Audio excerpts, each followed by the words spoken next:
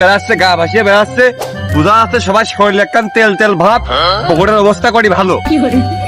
দেখুন, আমাদের এই ঐতিহ্য, আমাদের বার্ষিক বনভোজনের টাইম কিন্তু অলরেডি চলে এসেছে। এই আমাদের পাড়ার এই বার্ষিক বনভোজনের গুরুত্ব কিন্তু অপরিসীম।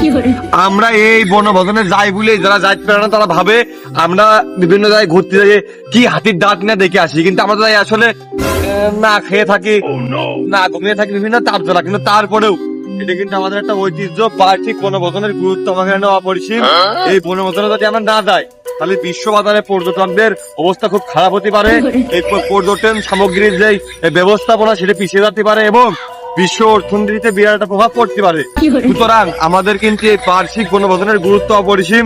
তো আমরা বনভোজনে অলরেডি চলে যেতে যাচ্ছি। আমরা অলরেডি নাম টাম লিখে মিলে দিছি। ও আমার না জানিয়েই ও আসলে কাজে তেজ মারিছিস, এটা বদ বুদ্ধি করেছিস।